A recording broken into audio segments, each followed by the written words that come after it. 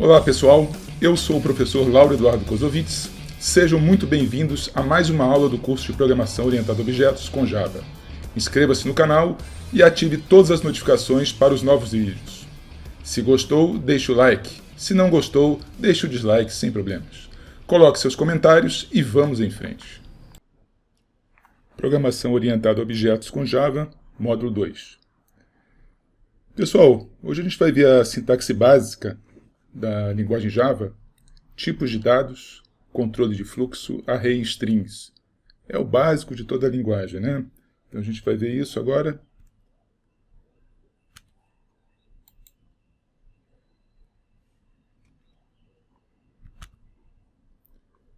Bom, em Java tudo são classes e objetos que a gente ainda vai aprender, com exceção dos 8 tipos primitivos. Tá? Então a gente tem um tipo byte, um tipo short, tá? Que é um inteiro curto, com 2 bytes, o int, que tem 4 bytes, tá? E o long, que tem 8. Tá? Temos também o float e o double, que são números reais. Tá? O double é dupla precisão. O caractere, ele não tem apenas 1 byte, ele tem 2 bytes, porque a gente usa o Unicode no Java. E o boolean, que é o valor true or false. Atenção que isso parece uma bobagemzinha, né? Mas essas provas de certificação Java costumam perguntar quais são esses 8 tipos primitivos, as características de tamanho, o uso e assim por diante. E vez ou outra também cobro isso em minhas provas, tá? Então, exemplo de uso, você pode digitar boolean flag, está criando a variável e inicializando com o valor falso, ponto e vírgula sempre ao final.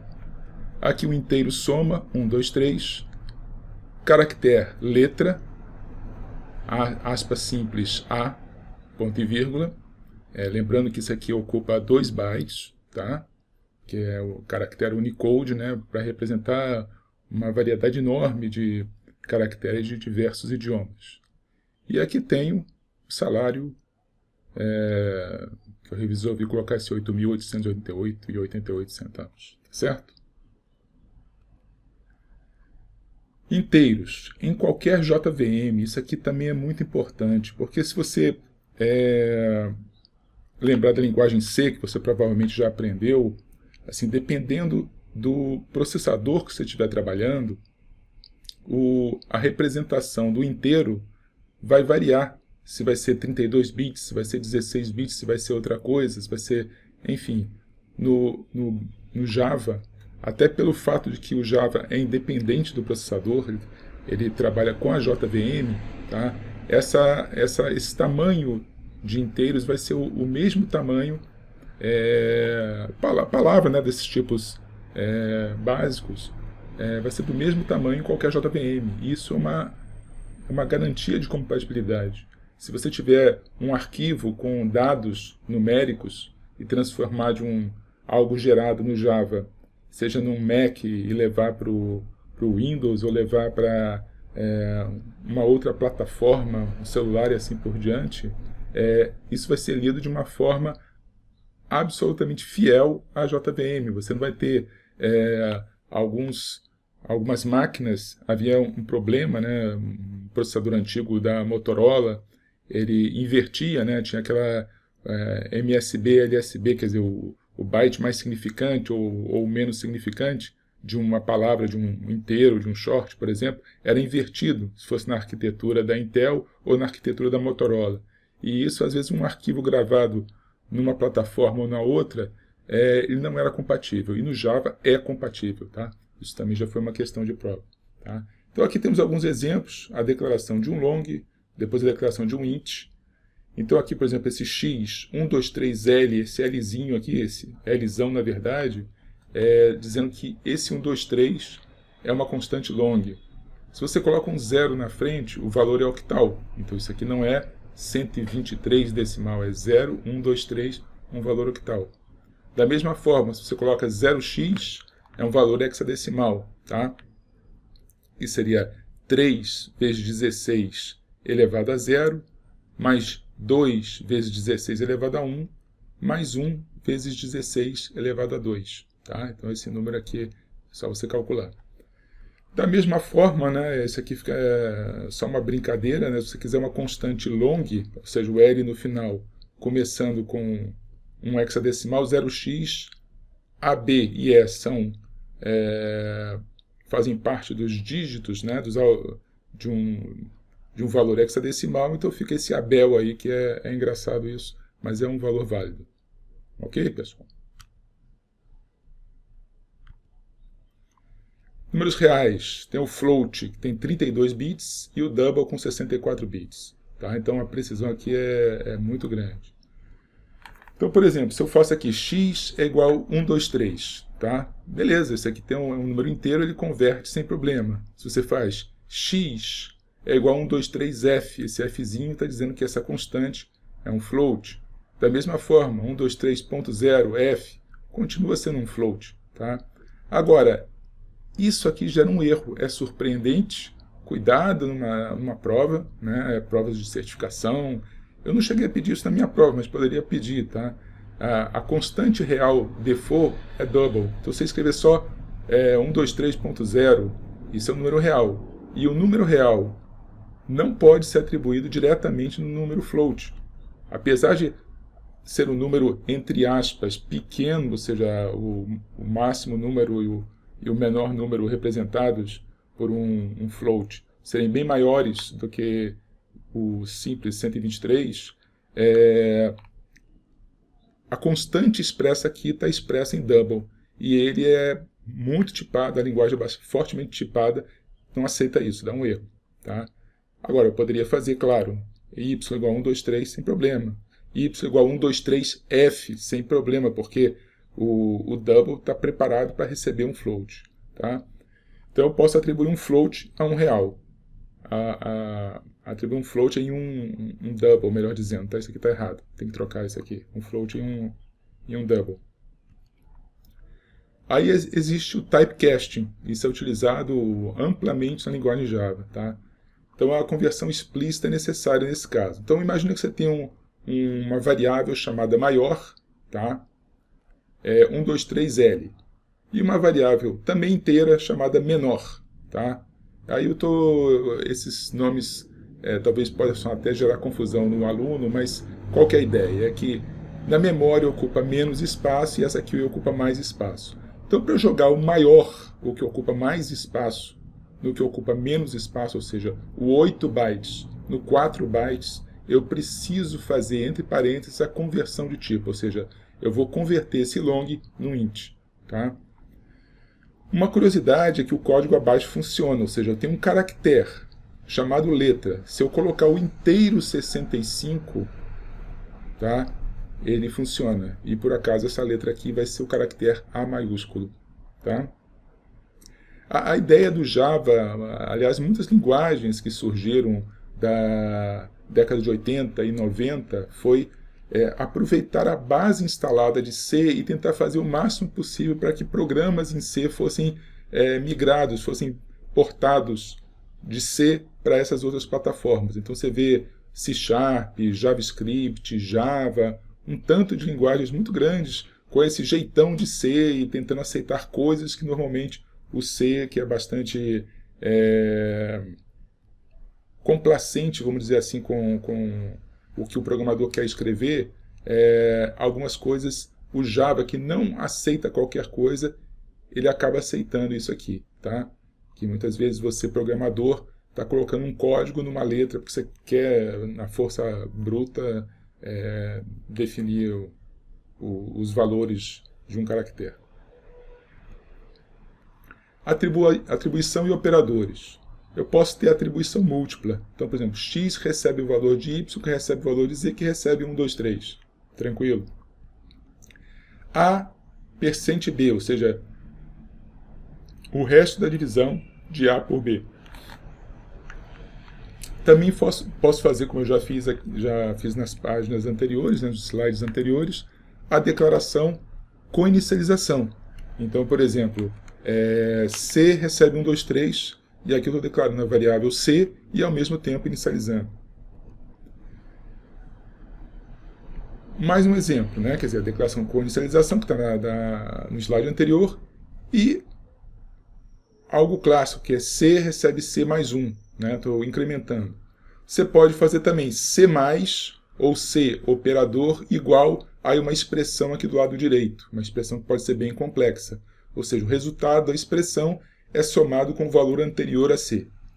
Se você quer simplesmente incrementar essa variável C ou qualquer outra variável, por exemplo, um inteiro, com uma unidade, você faz C++, ou então mais C. Qual a diferença? A diferença é que se você tem 123 e vai atribuir a uma outra variável, você vai atribuir 123 e depois o conteúdo da variável C se torna 124. Se você vai atribuir, por exemplo, x recebe x igual mais C. Então aqui primeiro você incrementa o C, ou seja, o 1, 2, 3 vai para 1, 2, 4, e posteriormente você joga esse 1, 2, 4 na variável que você está atribuindo, tá? Então isso é importante você ter em mente. Operadores relacionais. Aí é igual a linguagem C, a gente pode até passar mais rápido por isso, né? O maior que, maior igual, o menor que, o igual, o not equal, né, que é o diferente, tá? Isso aqui, às vezes, algum aluno faz alguma confusãozinha, né? Porque em algumas linguagens o diferente é o sinal de menor e de maior. Cuidado, tá? Vamos que eu resolva colocar uma questão de prova com isso aqui, né? Mas, enfim, é igual o C. Not equal vai ser o diferente. Operadores lógicos. 2 barras verticais é o OU, 2 e's comerciais é o E, é o AND, né? E o NOT, quer dizer, a exclamação, é a negação. Comando de decisão if. If, condição, uma condição que resulta em verdadeiro ou falso. Cuidado, no C, qualquer coisa que resulte em zero é falso. Qualquer coisa diferente de zero é verdadeiro. Até mesmo na atribuição. Se eu faço if x igual a 2, igual simples, tá?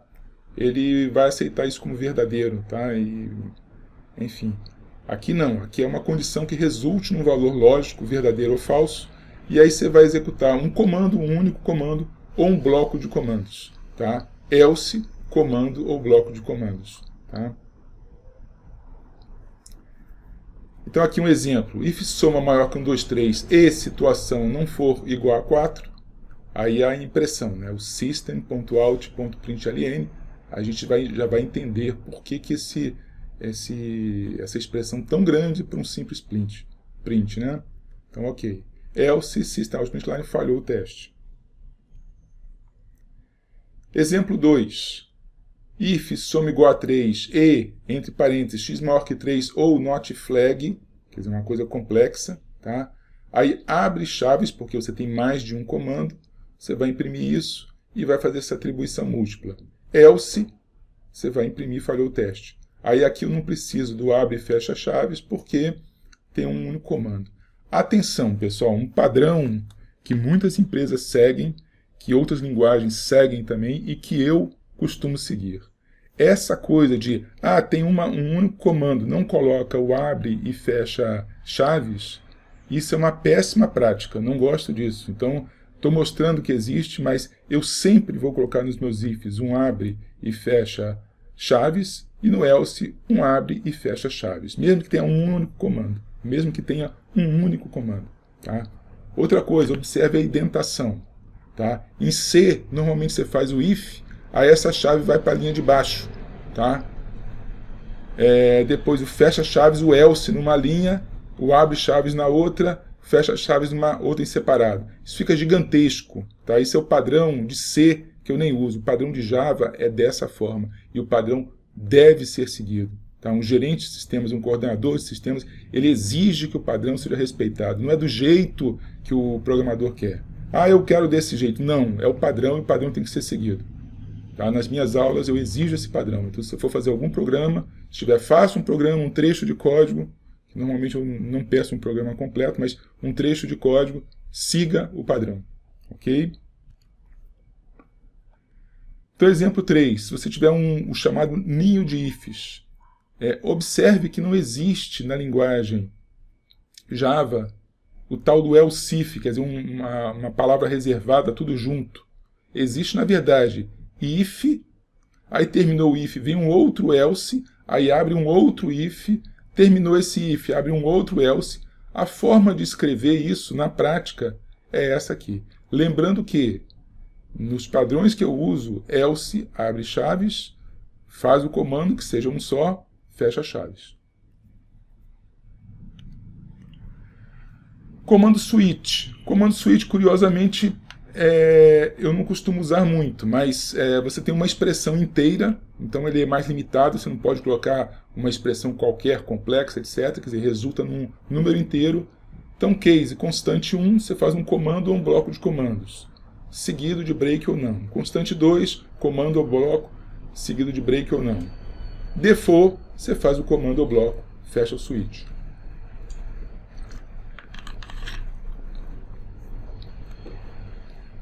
Então, exemplo com switch.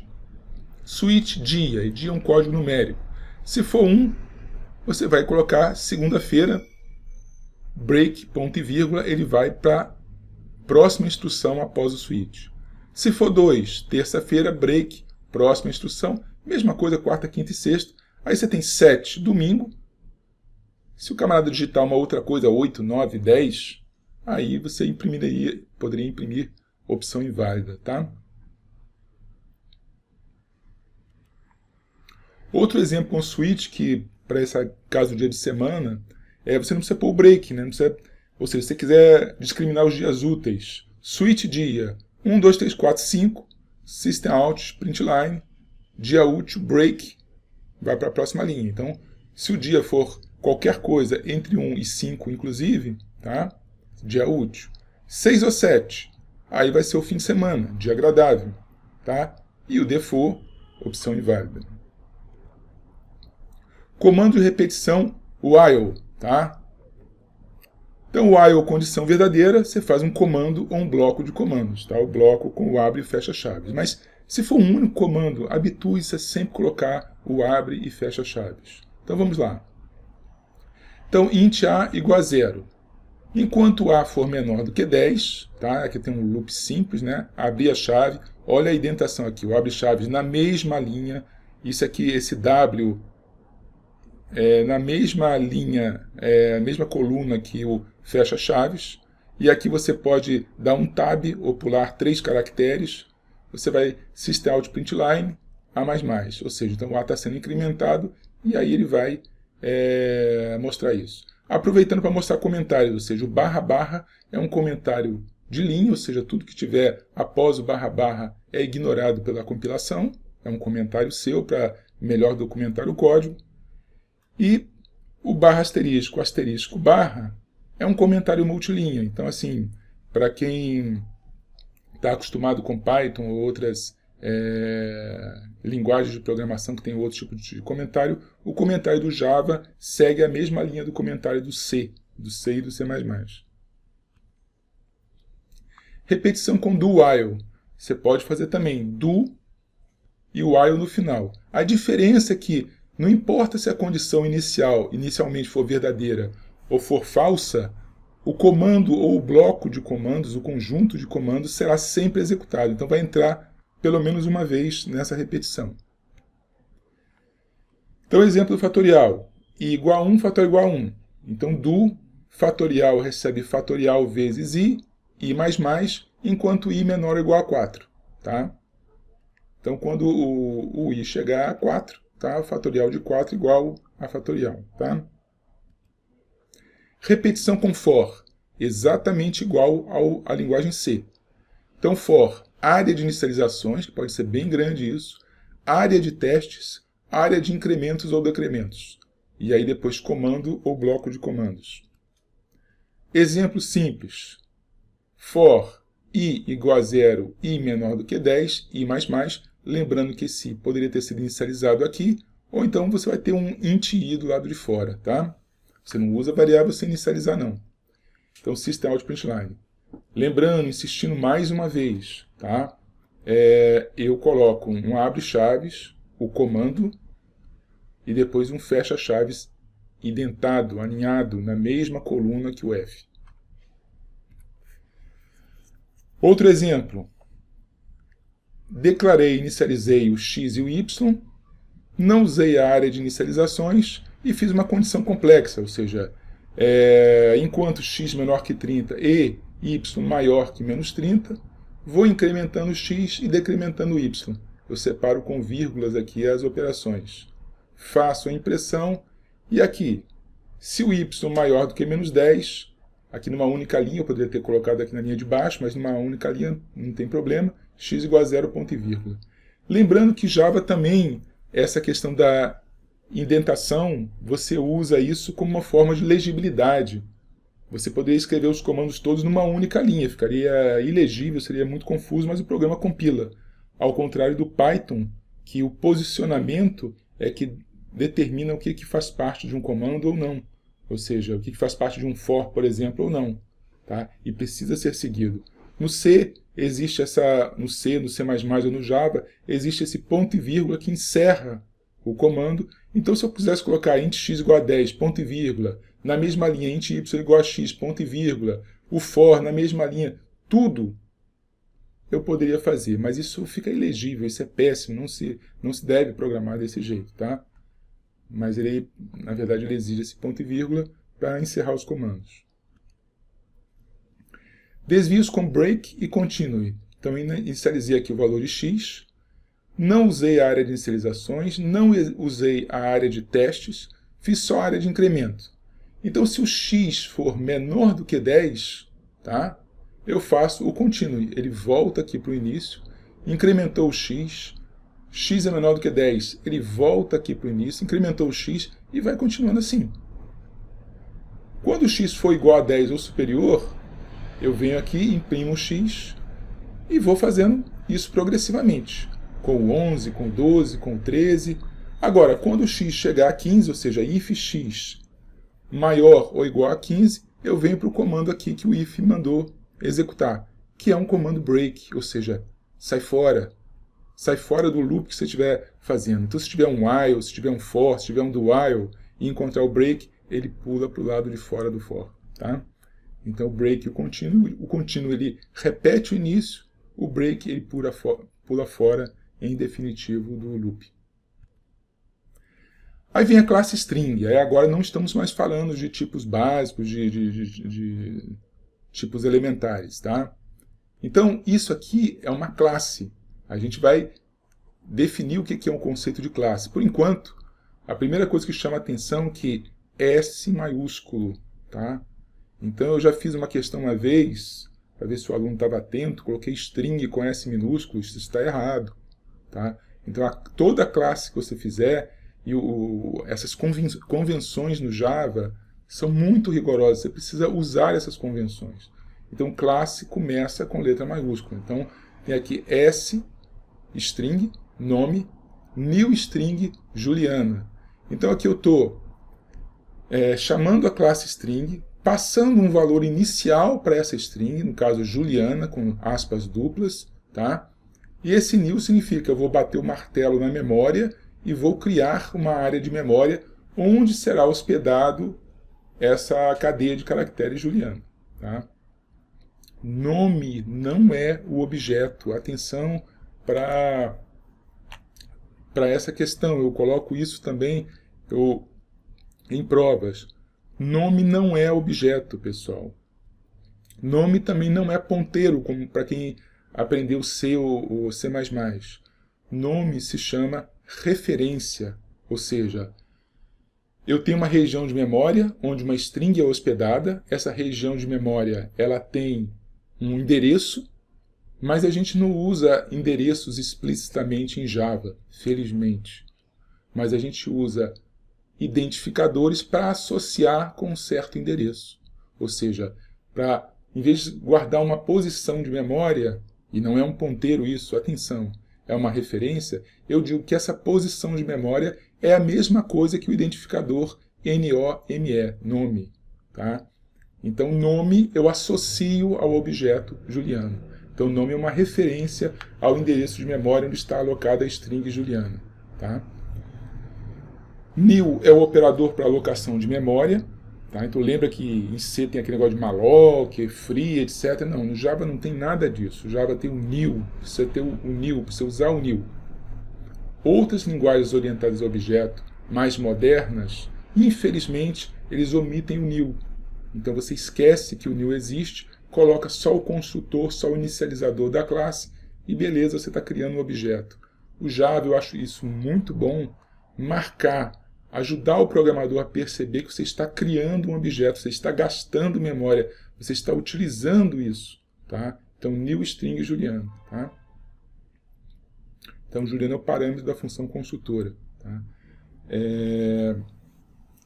String, outro nome, Eduardo. Observe o seguinte, olha uma outra questão de padrões aqui no Java. Um identificador, uma variável, ela sempre começa com letra minúscula. Se eu tenho um nome composto, e no caso outro nome, o que eu faço? Começo com letra minúscula, não uso underscore, atenção, isso aqui não é C, isso aqui não é C++, não se usa o underscore, não é que seja proibido, não é que não compile, é padrão, siga os padrões. Tá? Isso é fundamental, você não pode, numa empresa, num projeto, cada um faz do meu jeito. Ah, eu faço desse jeito que eu gosto. Não, está errado. É o padrão da empresa, o padrão contratado, o padrão do Java, o padrão que todo mundo usa, o padrão que seu chefe mandou, que seu cliente pediu, que seu cliente exigiu. Tá? Então não é como você gosta. Tá? Então o padrão é, se for uma palavra composta, a primeira começa com minúscula, a segunda com maiúscula. Então string, outro nome, Eduardo. Então, para a comodidade do programador, o Java oferece a possibilidade de uso do nil implícito com strings. Olha isso aqui. Tá? Formalmente, você teria que fazer string outro nome igual new string, entre parênteses, Eduardo. Agora, para facilitar o uso, ele tem esse nil implícito aqui. Então, onde você está vendo isso aqui, leia-se new string Eduardo. Tá? Chama-se nil implícito isso. E às vezes eu faço várias questões derivadas disso aí. Então vamos perguntar aqui, ó, o texto abaixo compila, o que será impresso? Então se eu faço string nome 1 igual new string Siddhartha, o primeiro nome de Buda, Siddhartha Gautama, por exemplo. Tá? String nome 2, new string Siddhartha. Então aloquei uma área de memória, coloquei uma referência para associar a essa área de memória. Aqui eu tenho uma outra área de memória, a princípio uma outra área de memória, nome 2.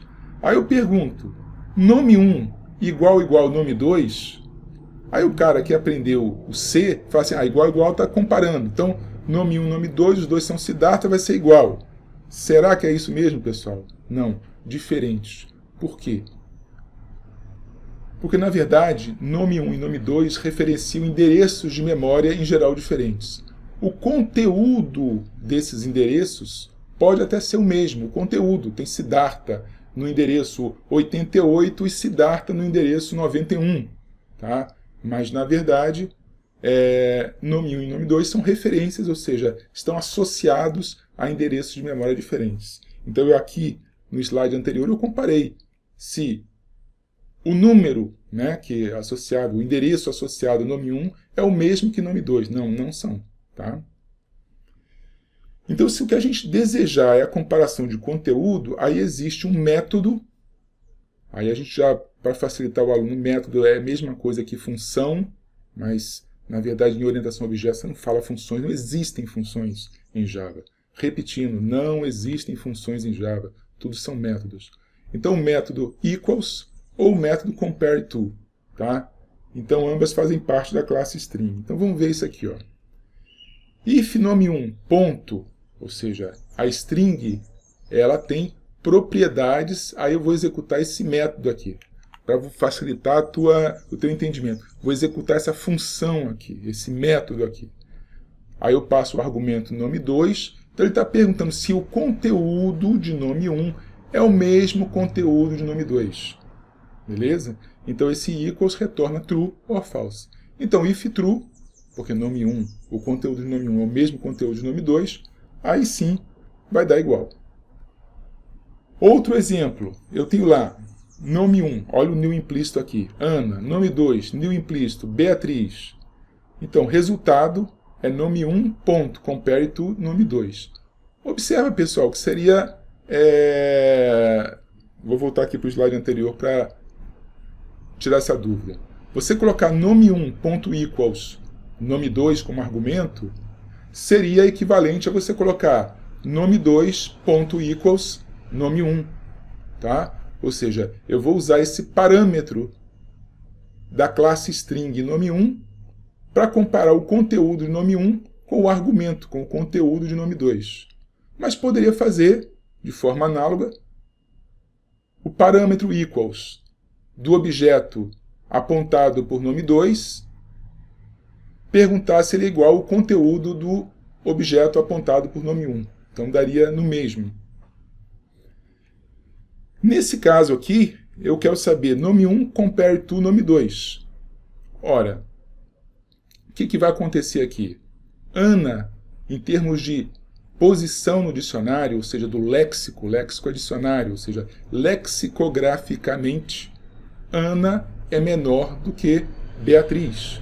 Tá? Então, por exemplo, nome1 compare to nome2 vai dar menor do que 0, porque Ana é menor do que Beatriz. Então não seria a mesma coisa fazer nome2 compare to nome1. Tá? Só se as duas tivessem o mesmo conteúdo, que daria 0. Mas nesse caso, a comparação lexicográfica resultaria em menor, porque o conteúdo apontado por nome1, que é a Ana, é menor lexicograficamente que o conteúdo apontado por nome2, que é Beatriz. Agora, atenção, tá? Sempre tem alguma coisinha para complicar a vida do aluno. E se o professor for malvado, pode fazer uma questão de prova com isso. Tá?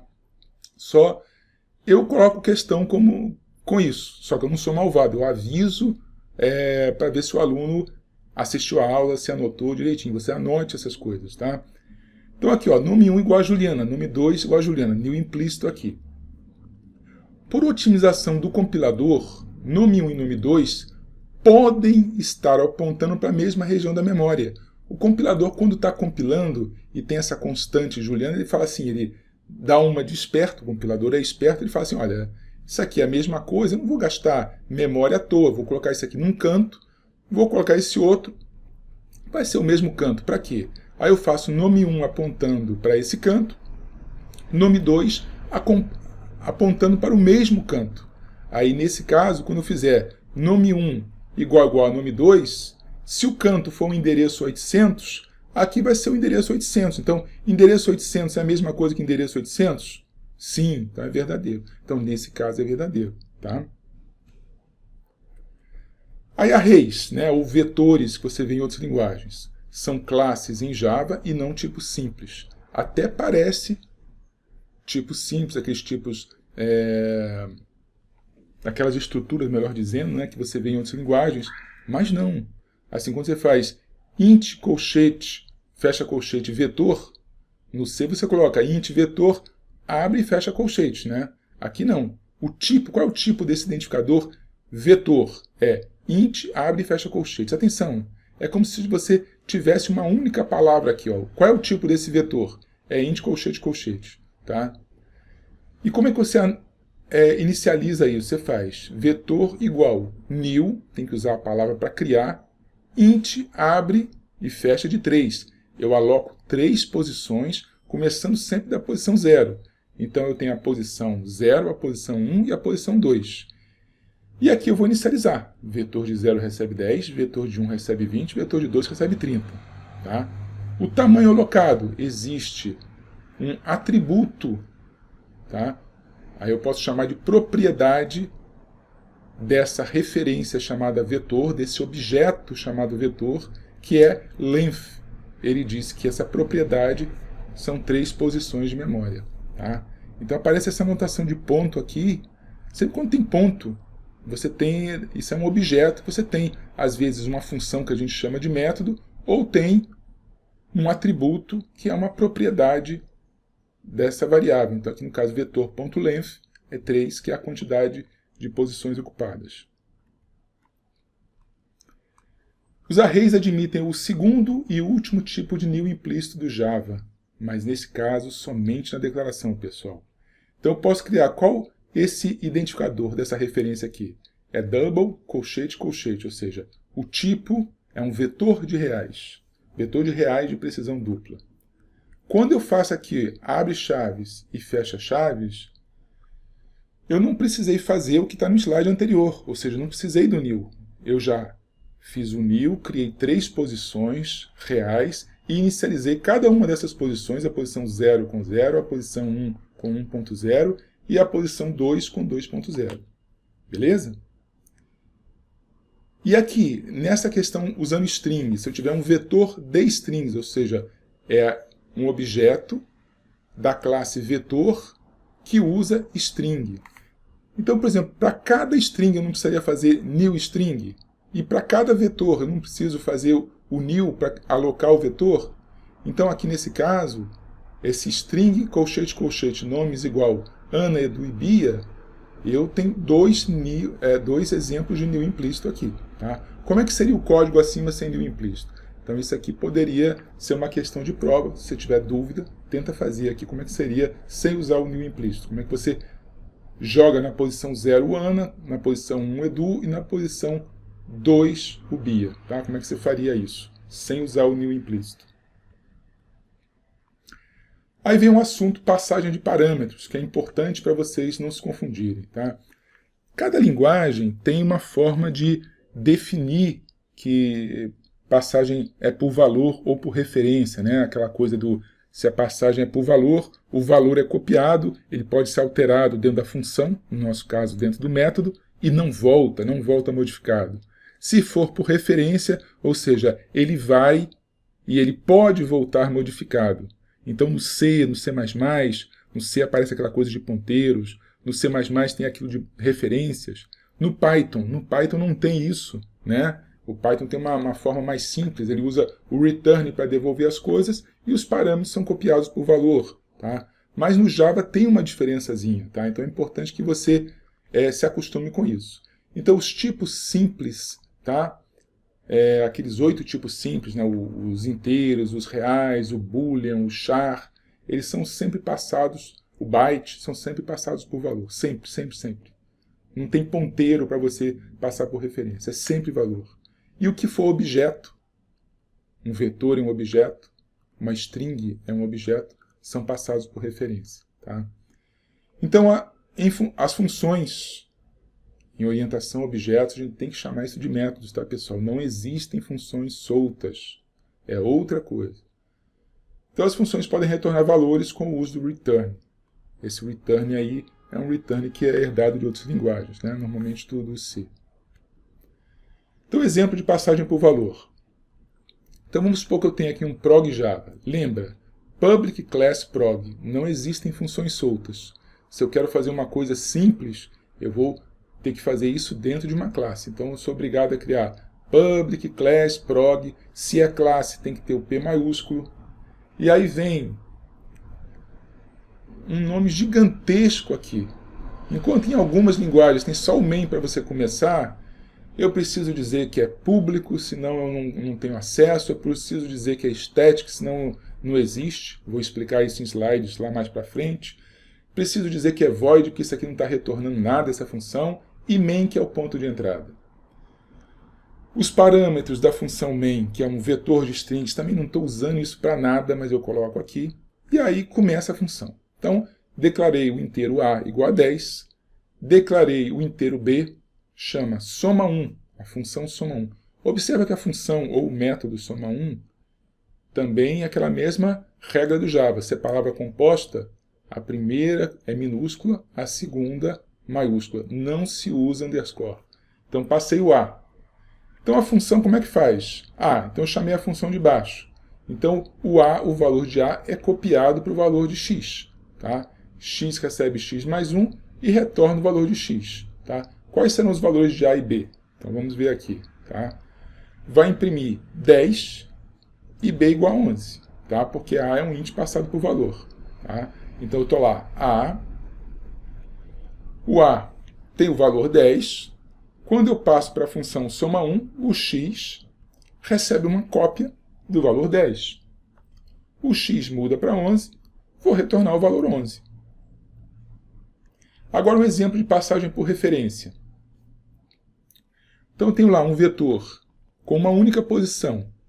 O vetor a int tem um nil implícito aí criando esse vetor. Então eu estou passando o vetor. Então vai imprimir a de 0 igual a 11, porque o a é um objeto e é passado por referência. Então como é que fica isso? O a do método main está apontando para essa região, ou seja, uma referência para essa região de memória. Quando eu passo o parâmetro x, é uma passagem por referência, ou seja, compartilha a mesma posição de memória. Então, quando eu incrementar o valor de x índice 0, aquilo muda para 11. Terminou a função, as variáveis locais, parâmetro é uma variável local, são destruídas. E aí você tem o a, voltando aqui, ó, o x é destruído, e o a, como efeito colateral, está com o valor 11. Agora, atenção, para complicar a vida do aluno. Do aluno que não estuda, né, pessoal? Porque, se está aqui, se eu falo que vai cair na prova, assim, metade dos alunos erram, mas por besteira. Então você presta atenção que isso vai ser pedido e você, sendo esperto, você não vai errar. Então, atenção para o caso particular de strings. Strings, quando você declara string, faz nome igual a Juliana, nome igual a Eduardo, as strings são sempre constantes, são imutáveis. Então o vetor que você tem lá, o número 10, que pode virar 11, o João não vira José. Tá? Então vamos olhar isso, ou seja, sempre quando eu modificar o valor de uma string, eu instancio para uma nova. É um caso particular desse tipo na variável no Java. Né? Então vamos ver isso aqui. Ó. Então tem o método main, então o nome está começando como José. Chamei o meu método, aí eu estou passando aqui a referência aux. Vou imprimir o valor de aux e fiz aux vai apontar para Maria. E depois vamos ver como é que o nome, que é o José original, o que vai acontecer com ele. Tá? Então vou imprimir José, mas por que isso? Isso não é objeto passado por referência? Se é referência não vai e volta modificado? Não, você decorar a coisa é uma, você entender é outra. Como é que funciona isso? Então eu tenho um nome, José. Ele está apontando para a região de memória que tem o José. Aí você chamou a função, aí tem string aux. Vai compartilhar a mesma posição de memória. Opa, então aux está apontando para José. Beleza. Agora, no momento que eu faço aux recebe Maria, eu corto essa conexão do aux, tá? E aí uma outra área de memória é alocada, o aux aponta para essa outra região de memória, tá? A conexão dele, só do aux, é cortada, o aux aponta para Maria, e quando a função terminar, vai morrer o aux, e qual é o valor de nome? O nome continua, evidentemente, apontando para José. Entendeu a sutileza, a diferença? É importante você entender essa lógica aí. Sempre quando eu mudo a atribuição de string, eu não aproveito a memória anterior. Vira lixo, o coletor de lixo que o Java tem vai ter que pegar esse lixo, tá? E com isso você precisa alocar implicitamente no caso, né, uma outra área de memória. É por isso que se você tem um código, um for, que está toda hora trocando o valor de uma string, você vai acabar gastando uma quantidade de memória eventualmente muito grande. Então existe uma outra classe chamada String Builder, que é para você concatenar strings, trabalhar com strings, porque se você usar uma mesma variável string e ficar mudando dentro de um loop, você vai estar gerando várias posições de memória continuamente. Você faz um for, nome igual, sei lá, José, você vai estar criando, se for um for de 1 milhão de posições, você vai criar 1 milhão de regiões de memória diferentes, cada uma apontando para José. Indentação, tá? Então aqui, ó, aí o padrão. Observe aqui, while soma menor do que 1000. Em azul, abre chaves na mesma linha do while. Onde é que fecha? Alinhado, indentado, tá? Com o W de while. Tá? Aí vem aqui, dei um tab. Aqui no caso até coloquei um pouquinho mais, mas normalmente, só para destacar, eu dou um tab, ou às vezes 3 caracteres. If x maior do que 100. Abriu a chave. fechou a chave. Else, espaço, não existe else if, é else, espaço, if, condição, abri a chave, fiz o que tem que fazer, pode ser um, pode ser vários, sempre use as chaves, fechei. E assim por diante. Tá? Para corrigir a indentação de um trecho no Eclipse, você usa Ctrl Shift F, mas a gente não está usando Eclipse, a gente está usando NetBeans, existe um comando de formatação para você também automaticamente ele fazer a indentação certa. Faltou um Nzinho aqui, tá? Tá aí, dentação não, o certo é indentação com N. Regras de nomenclatura. Então, nomes de classe.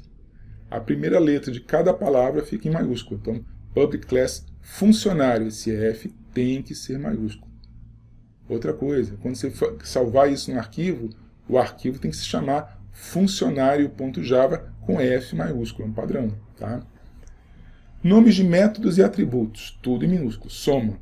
Então, se eu quiser um método, ordenação, passando um vetor a ser ordenado, ordenação é tudo letra minúscula.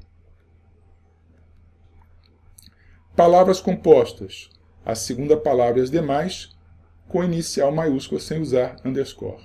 Então, public class, meu programa, o M e o P maiúsculos. Total minúsculo, geral G maiúsculo. O método mínimos quadrados, M minúsculo, Q maiúsculo. Constantes, agora sim você vai usar o underscore. Tá? Quando você quer fazer uma constante, e aí já antecipando alguma coisa que vem lá mais à frente, eu tenho aqui public static final, isso aqui, esse final, transforma o identificador aqui em constante. Então esse identificador aqui, essa referência, não pode mais ser alterada. Tá? Ou seja, se não tivesse um final, seria uma variável. Tendo o final, é uma constante. E constante você coloca tudo em maiúsculo, se for uma palavra composta, aí sim você usa underscore. Tá? E aí vem um exercício do Lab 0. Você vai experimentar a linguagem Java, a sintaxe básica, o ambiente de desenvolvimento escolhido. No caso, vocês vão usar o NetBeans. Aqui no nosso curso a gente está usando 12, ou se você estiver assistindo isso usando o NetBeans ou outro ambiente integrado de desenvolvimento mais evoluído, você vai usar esse outro. Então faça um programa Java, um único arquivo prog.java, não orientado a objetos, até porque você ainda não aprendeu isso, para pesquisar a existência de um número inteiro em um vetor que você irá declarar e inicializar. Então imagine que você cria um vetor aí com uns 10 números, tá? Você faz aquela criação de um vetor, e aí você vai pesquisar se um dado número existe ou não existe. Será que o 3 está nesse vetor de números? Esse programa que você vai fazer ele não é orientado a objetos. Você está usando Java, atenção para isso, já foi questão de prova. O Java é uma linguagem orientada a objetos, mas para você ter orientação a objetos, você programar de forma OO, de forma orientada a objetos, você precisa que a linguagem seja orientada a objetos e que o que você esteja fazendo seja orientado a objetos. Você fazer tudo num único módulo, com vários métodos, mas está usando como se fosse função, várias variáveis, que está usando como variáveis globais, isso não é orientação a objetos. Você está brincando com a linguagem Java de uma forma não OO. Tá? Então você cria uma função para fazer pesquisa sequencial no vetor. Se você quiser fazer uma função para pesquisa binária, precisa de uma outra função para ordenar. E aí você poderia também pesquisar um vetor de nomes, ou seja, usando aquele equals ou compare to, ou seja, você brincar com a linguagem Java. Então, exercício para vocês fazerem, vocês correrem atrás, descobrir como é que faz isso. Tá? Beleza, pessoal? E com isso a gente encerra esse módulo 2, e na próxima aula a gente terá o módulo 3. E até lá, estude, pratique bastante, e dúvidas, você pode colocar essas dúvidas para o seu professor. Tá? Boa sorte!